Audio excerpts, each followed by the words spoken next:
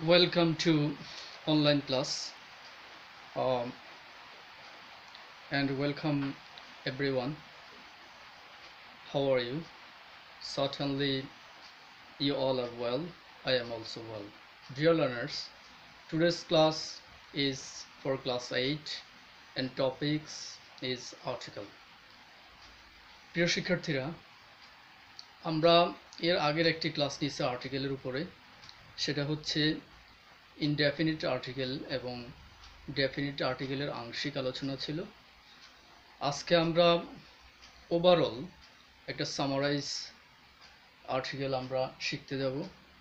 তো dear learners, একটা জিনিস মনে রাখবে যে আর্টিকেল বসে সবসময় নাউনগুলির উপর, নাউনগুলির পূর্বে, অর্থাৎ নাউনগুলিকে দুই ভাগে ভাগ করা হয়েছে, কাউন্টেবল, আনকাউন্টেবল। কাউন্টেবল তিন প্রকার, proper, common, collective, and uncountable দুই প্রকার, ম্যাটেরিয়াল অ্যান্ড অ্যাবস্ট্রাক্ট। আমরা কোনো সময় বলে থাকি যে এখানে আর্টিকেল বসবে না, এখানে জিরো আর্টিকেল, এখানে ডেফিনিট, এগুলো ইনডেফিনিট। আসলে মূলত কোনো না কোনোভাবে সকল নাউনের পূর্বেই আর্টিকেল বসে থাকে। কিছু কিছু সময় জিরো আর্টিকেল হয় যে আর্টিকেলের পূর্বে, আবার কিছু কিছু শর্ত অনুসারে ওই আর্টিকেলের ওই নাউনের পূর্বে আবার আর্টিকেল বসে। তো আজকে আমরা যে পাঁচটি noun, proper, common, collective, material এবং অ্যাবস্ট্রাক্ট নাউনের যে মোট টোটাল নাউনের নিয়ে আমরা আলোচনা করে আর্টিকেলগুলি বোঝাতে চেষ্টা করব। তোমরা অবশ্যই মনোযোগী হবে। প্রথমে আমরা প্রপার নাউন এর ক্ষেত্রে আলোচনা করি। আমরা জানি যে সাধারণত প্রপার নাউনের পূর্বে কখনো আর্টিকেল বসে না, কিন্তু শর্ত অনুসারে প্রপার নাউনের পূর্বে ডেফিনিট আর্টিকেলও বসে, আবার ইনডেফিনিট আর্টিকেলও বসে। যেমন আমরা এখানে একটা উদাহরণ লিখি যে হি ইজ রহিম, সরি রহিম না লিখে আমরা লিখি এখানে হিটলার। একজন ব্যক্তির নাম নিয়েছে, ঐতিহাসিক ব্যক্তি হিটলার। তারপরে আমরা লিখি যে হি is A Hitler, Hitler, he is A Hitler. আবার লিখি he is the Hitler of Bangladesh, Bangladesh.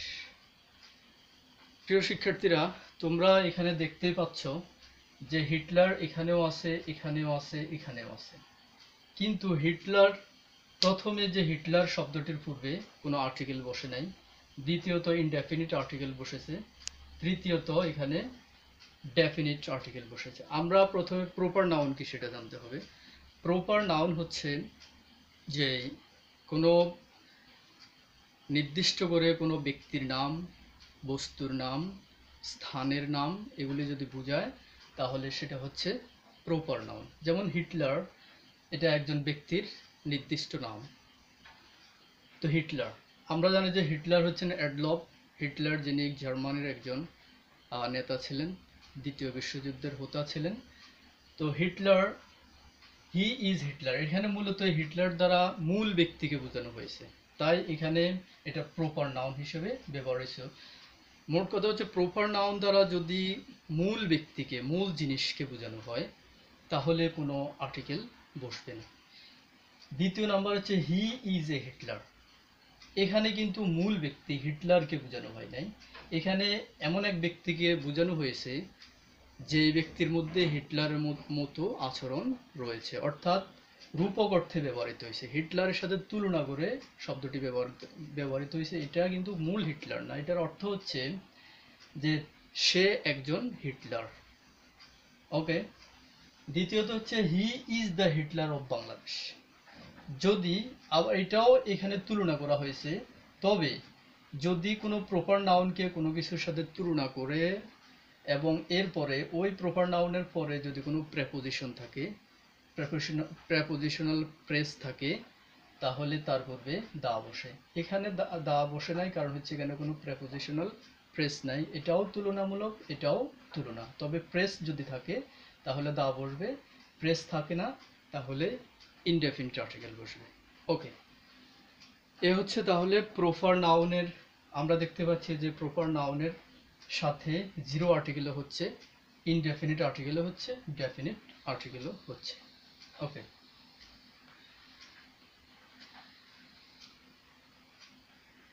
এখন আমরা চলে যাব কমন নাউন।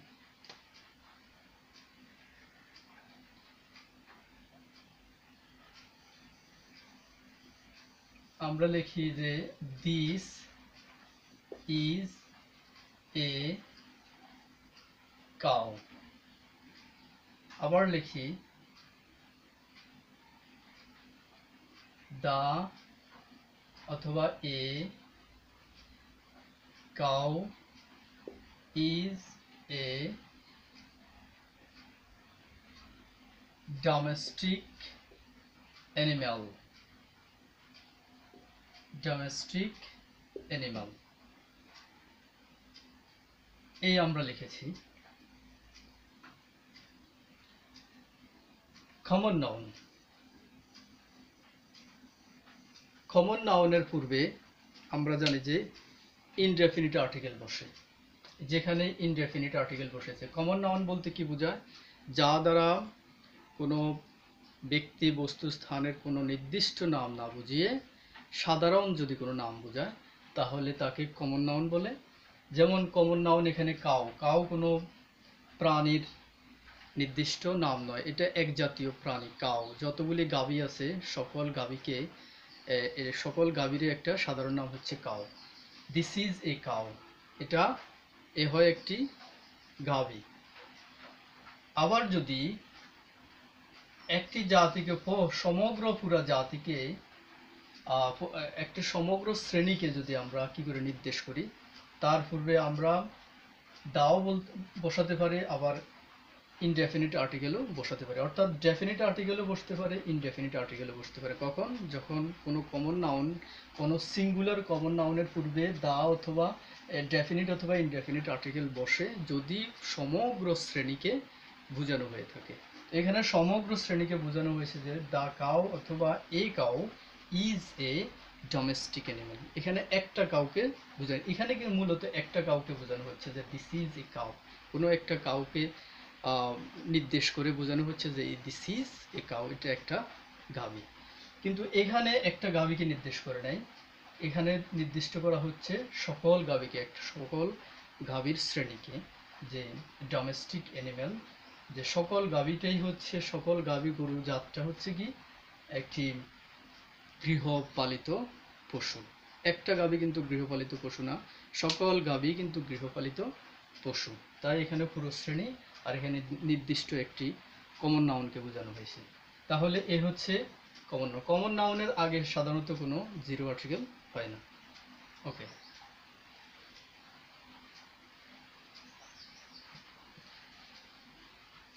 তারপর আমরা যাব কালেকটিভ নাউন। কালেকটিভ নাউন দ্বারা আমরা কি বুঝি? আগে আমি কিছু উদাহরণ দেখি।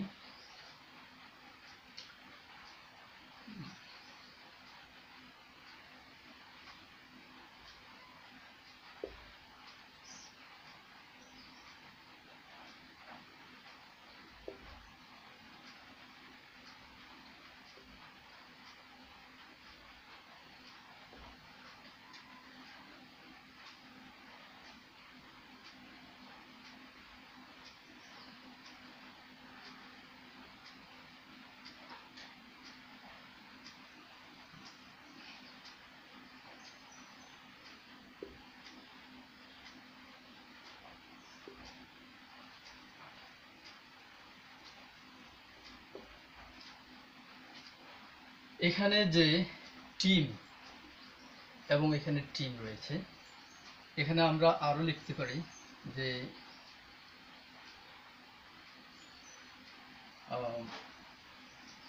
he joined the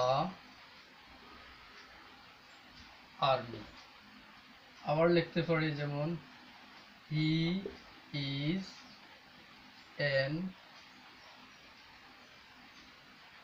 army officer এখানে একটা জিনিস লক্ষণীয় দেখো যে আমরা আর্মি এবং আর্মি এই শব্দ যেই শব্দগুলি দ্বারা কোনো দলকে বোঝানো হয় কোনো সমষ্টিকে বোঝানো হয় তাকে বলে কালেকটিভ নাউন আমরা দেখতে পাচ্ছি যে টিম এটা কোনো একজন ব্যক্তিতে হয় না সম্পূর্ণ হয় না যে টিম কয়েকজন প্লেয়ার থাকে প্লেয়ার নিয়েই টিম হয় তাই এটি হলো কালেকটিভ নাউন এবং আর্মি আর্মি হলো সেনাবাহিনী তো সেনাবাহিনী যদি হয় তাহলে এটা নিশ্চয়ই একটি বাহিনীকে বোঝানো হচ্ছে কোনো একজন ব্যক্তিকে বোঝানো হচ্ছে না একটা দলকে বোঝানো হচ্ছে না একটি ব্যক্তিকে বোঝানো হয় এটা আমি এখানে ব্যাখ্যা করব এখানে সাধারণত যদি আমরা প্রথমত মনে রাখতে হবে যে কোনো কালেকটিভ নাউন যদি হয় তাহলে তার পূর্বে দা বসে প্রথম কথা হলো যে কালেকটিভ নাউনের পূর্বে দা বসে কালেকটিভ নাউন যদি হয় যদি কালেকটিভ নাউনের আগে বা পরে কোনো নাউন থাকে তাহলে তার পূর্বে ইনডেফিনিট আর্টিকেল এ অথবা এন বসে যেমন এখানে টিমের আগে কি রয়েছে ক্রিকেট একটা নাউন শব্দ রয়েছে তাই আমরা ক্রিকেটের যে সি কনসোনেন্ট সাউন্ড হিসেবে আমরা এ নিয়েছি তাই না আবার যদি টিমের পরে আমরা দিতে পারি যে হি ইজ এ টিম মেম্বার তাহলে টিমের পরে যে মেম্বার শব্দটি আসছে যার কারণে টিমের আগে সাউন্ড অনুসারে এ অথবা এন বসবে যে হি ইজ এ টিম মেম্বার হতো তাহলে বুঝতে পারছি যে কি যে কালেকটিভ নাউনের আগে বা পরে কোনো নাউন হলে এ অথবা এন বসে যদি কালেকটিভ নাউন আগে পরে কোনো নাউন থাকে না তখন তার পূর্বে সর্বদা দা বসে যেমন the team is playing well টিমটি ভালো খেলতেছে এরপরে আমরা দেখতে পাচ্ছি হি জয়েন্ট দ্য আর্মি সে সেনাবাহিনীতে যোগ দিয়েছিল এখানে আর্মির আগে বা পরে কোনো কি নেই নাউন নেই যার কারণে এখানে দা বসেছে এটা একটা কালেকটিভ নাউন হিসেবে এখানে এসে আমরা দেখতে পাচ্ছি যে আর্মির আগে এন বসেছে সাউন্ড হিসেবে যে এখানে আর্মি আর মতো উচ্চারিত হয়েছে যার কারণে এখানে এন বসেছে ভাওয়েলের সাউন্ড হলে এন বসেছে কারণ হলো আর্মি শব্দ এটা কালেকটিভ নাউন হলেও এরপরে কি রয়েছে একটা নাউন রয়েছে নাউন থাকলে কি হয়ে যাবে কালেকটিভ নাউনের পূর্বে এ অথবা এন বসে ওকে এ হচ্ছে কালেকটিভ নাউনের উদাহরণ ওকে কালেকটিভ নাউনের আগে কখনো জিরো আর্টিকেল বসে না আমরা চলে যাব এখন হচ্ছে ম্যাটেরিয়াল নাউন আমরা এখানে লিখি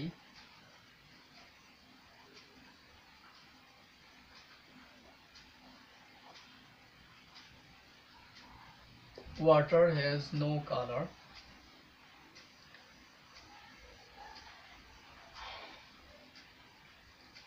তারপর লিখলাম the water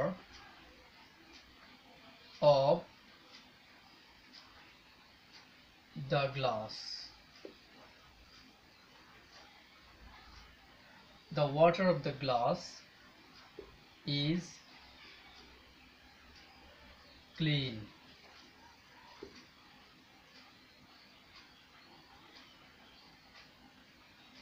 তারপর আমরা এখানে উদাহরণ দিয়ে আমরা আরেকটি লিখতে পারি যে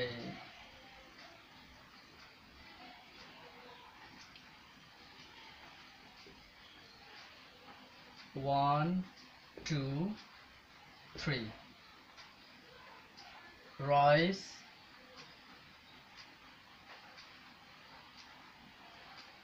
is cheap তারপরে 4 নম্বর উদাহরণ লিখি the price of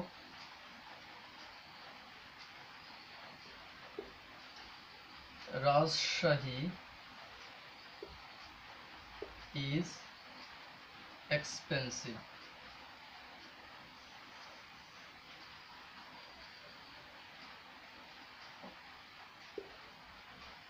এই দেখো আমরা এখানে এই যে material noun, material noun, material noun, material noun কাকে বলে? ম্যাটেরিয়াল নাউন বলে, ম্যাটেরিয়াল নাউন এবং অ্যাবস্ট্রাক্ট নাউন এই দুটিকে বলা হয় আনকাউন্টেবল নাউন। এগুলার পূর্বে সরাসরি কখনো ইনডেফিনিট আর্টিকেল এ অথবা এন বসে না। এগুলাকে সিঙ্গুলার করতে হলে একটা ফ্রেজ যুক্ত করে সিঙ্গুলার করতে হয়, সেটা আমরা সেখানে যাচ্ছি না। এইখানে আমরা কি লিখেছি সেটা আমরা দেখি। আমরা দেখতে পাচ্ছি যে ম্যাটেরিয়াল নাউন এর আগে কোথাও জিরো আর্টিকেল বসে নাই, আবার কোথাও ডেফিনিট আর্টিকেল দা বসেছে। তো ম্যাটেরিয়াল নাউন কাকে বলে সেটা আমরা জানতে হবে। ম্যাটেরিয়াল নাউন হচ্ছে যে সকল নাউন এ ধরা যায়, ছোঁয়া যায়, গণনা করা যায় না। ধরা যাবে, ছোঁয়া যাবে, কিন্তু গণনা করা যাবে না। যেমন ওয়াটার, ওয়াটার ধরা যায়, ছোঁয়া যায়, কিন্তু গণনা করা যায় না, এই কারণে ম্যাটেরিয়াল নাউন। এখানে রাইস ধরা যায়, ছোঁয়া যায়, গণনা করা যায় না। গণনা করতে পারলেও কিন্তু গণনা করে ব্যবহার করা হয় না।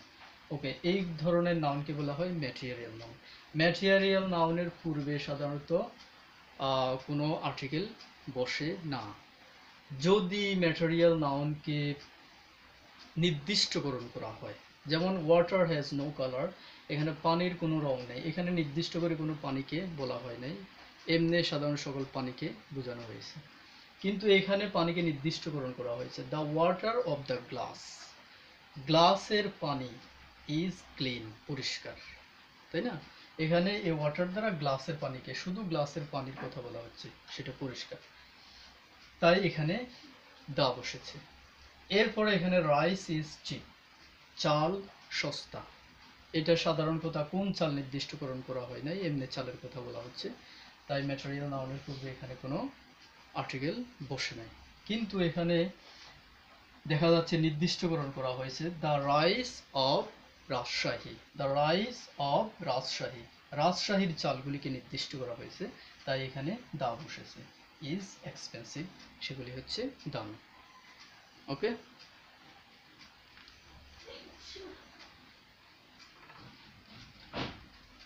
এরপর আমরা যাব অ্যাবস্ট্রাক্ট নাউনের কাছে।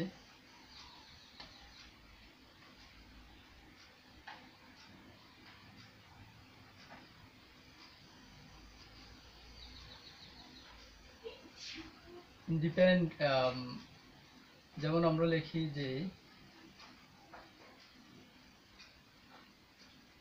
honesty is the best policy,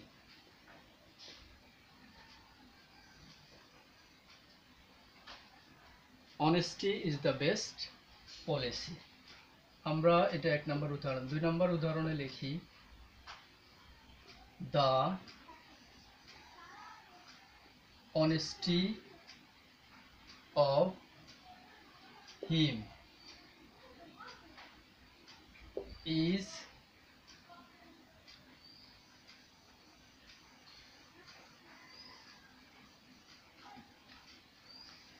এখানে একটা নাম ব্যবহার করি, the honesty of Rahim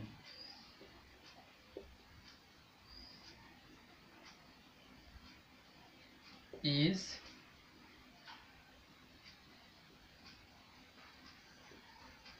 known to all। এখানে অনেস্টি, এখানে অনেস্টি, এখানে আর্টিকেল নেই, এখানে দা আর্টিকেল দেওয়া আছে। অ্যাবস্ট্রাক্ট নাউন বলতে আমরা কি বুঝি?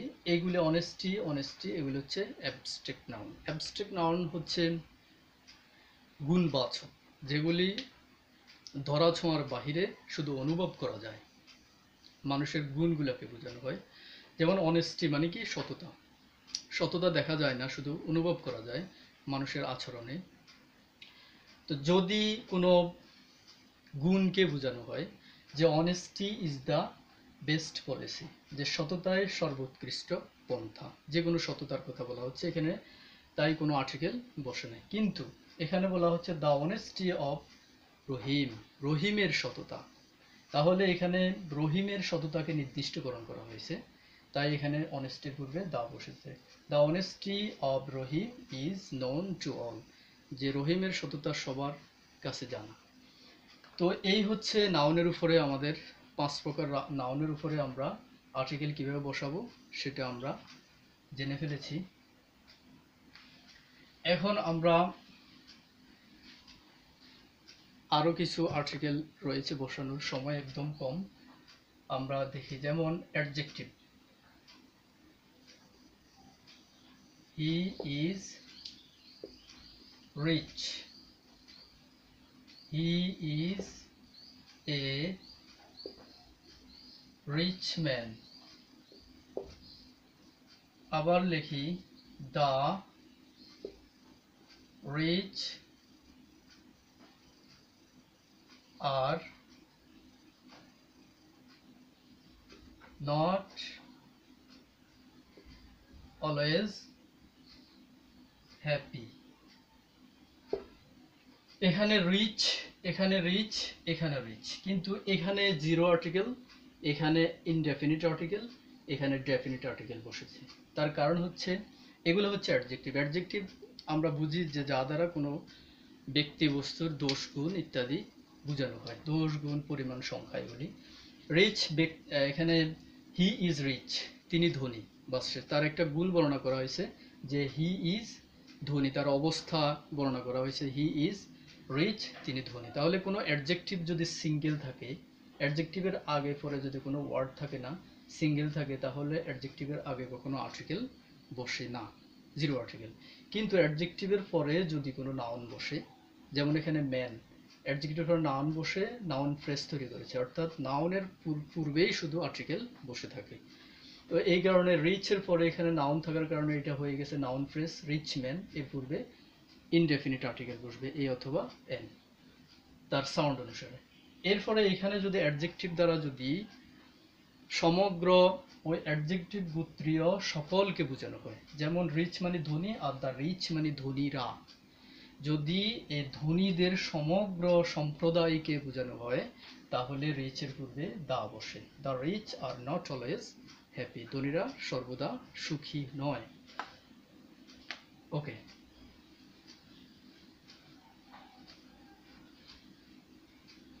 তারপরে আমরা আরেকটি, যেমন ইট ইজ ইংলিশ, তারপর the English language,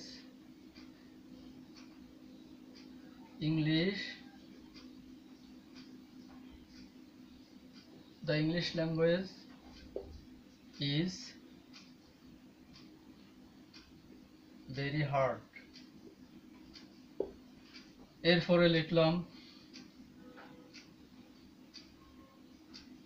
the English are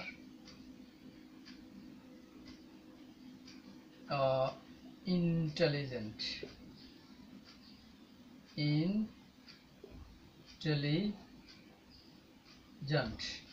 এরপরে লিখলাম যে he is an English। এখানে আমরা দেখতে পাচ্ছি এখানে ইংলিশ, এখানে ইংলিশ, এখানে ইংলিশ, এখানে ইংলিশ। ইংলিশ কত অর্থে ব্যবহৃত হয়? শুধু ইংলিশ না, যে কোনো ভাষাগত শব্দ, ভাষাগত শব্দ ভাষা বা সাবজেক্ট হিসেবে ব্যবহৃত হয়। ভাষাগত শব্দ এটা এখানে আর এখানে সেম অর্থে ব্যবহৃত হয়েছে, এটা হচ্ছে ভাষাকে বোঝানো হচ্ছে, এখানেও ভাষা বা বিষয়কে বোঝানো হচ্ছে। এখানে যদি ভাষাগত শব্দ দিয়ে যদি ভাষাগত জাতিকে বোঝানো হয়, আবার ভাষাগত জাতি একটা হলো সমগ্র জাতি আর একটা হলো ভাষাগত একজন জাতি, একজন ভাষাগত জাতির যে কোনো একজনকে বোঝাতে এখানে বসানো হয়েছে। তাহলে ব্যাখ্যা হচ্ছে যে কোনো ভাষাগত শব্দ দ্বারা যদি বিষয়কে বোঝানো হয়, যেমন ইট ইজ ইংলিশ মানে বোঝানো হচ্ছে এটাই ইংরেজি, মানে ইংরেজি ভাষা এরকম, তাই এখানে জিরো আর্টিকেল। তাহলে কোনো ভাষাগত সাবজেক্টকে বা ভাষাগত ভাষাকে বোঝানো হচ্ছে, তাহলে সেখানে জিরো আর্টিকেল বসবে। এখানে আরেকটা জিনিস হচ্ছে, যদি কোনো ভাষাগত শব্দের পরে ল্যাঙ্গুয়েজ শব্দটা উল্লেখ থাকে, তাহলে কিন্তু অবশ্যই দা বসবে। ভাষাগত শব্দের পরে যদি ল্যাঙ্গুয়েজ যদি থাকে না, তাহলে জিরো আর্টিকেল। ওকে, যেমন the English language is very hard. তৃতীয় নম্বরে হচ্ছে যে এখানে ইংলিশ ভাষাগত শব্দ দ্বারা যদি সমগ্র ভাষাগত জাতিকে বোঝানো হয়, তাহলে তার পূর্বেও দা আবশ্যক। যেমন দ্য ইংলিশ আর ইন্টেলিজেন্ট, এখানে বোঝানো হচ্ছে যে ইংরেজ জাতিরা বুদ্ধিমান, ইংরেজ জাতিরা বুদ্ধিমান, সমগ্র জাতিকে এখানে বোঝানো হচ্ছে। আর এখানে হচ্ছে হি ইজ অ্যান ইংলিশ, এখানেও ইংরেজ জাতিদের সবাইকে না, একজন ইংরেজকে বোঝানো হচ্ছে। যেখানে হি আমরা একজনকে দেখতে পাচ্ছি, হি ইজ অ্যান ইংলিশ, তিনি একজন ইংরেজ। তাহলে ভাষাগত অবস্থার দুই রকম এবং জাতিগত অবস্থার দুই রকম। জাতিগত যদি সমগ্র জাতিকে বোঝায় দা বসছে, আর যদি একজনকে বোঝায় জাতিগত একজনকে, তাহলে এন বসছে। যেমন ইট ইজ বেঙ্গলি, এটা বাংলা সাবজেক্টকে বোঝানো হচ্ছে যে we the Bengali language is a the first language for the Bengali.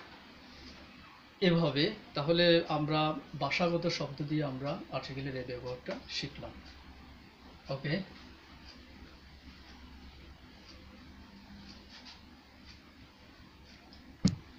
এরপরে হচ্ছে আমরা যে নাম্বার, দুই ধরনের নাম্বার আছে, যে কার্ডিনাল এবং অর্ডিনাল নাম্বার। যেমন 1, 2, 3 এগুলো হচ্ছে বলা হয় কার্ডিনাল নাম্বার, মানে হলো সংখ্যাকে বোঝায়। আর যদি বলা হয় যে ফার্স্ট, FIRST, ফার্স্ট, সেকেন্ড,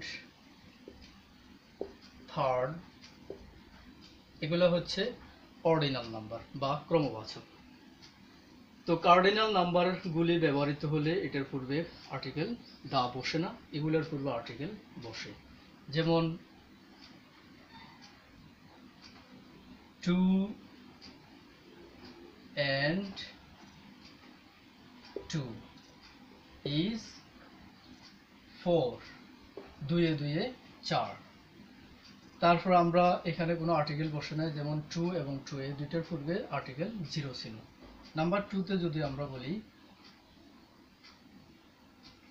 যে he is the first boy in the class, তাহলে আমরা দেখতে পাচ্ছি এখানে ফার্স্ট, এটা হচ্ছে কি অর্ডিনাল নাম্বার। তাহলে অর্ডিনাল নাম্বারগুলির পূর্বে কি বসে, দা আর্টিকেল, ডেফিনিট আর্টিকেল বসে। আর যদি কার্ডিনাল নাম্বার সংখ্যাগত হয়, তাহলে এগুলির পূর্বে আর্টিকেল বসে না। তো আমরা আজকে এখান পর্যন্ত শেষ করতে হচ্ছে। আমরা যদি বুঝি, তাহলে মনে হয় এখান থেকে আমরা অনেক কিছুই শিখে ফেলেছি। তো মনোযোগ দিয়ে দেখবে, বারবার দেখবে, তাহলে তোমরা বুঝতে পারবে। তো আজকে আর্টিকেল এর ক্লাস আমি এইখানেই শেষ করছি। সবাইকে ধন্যবাদ। আল্লাহ হাফেজ।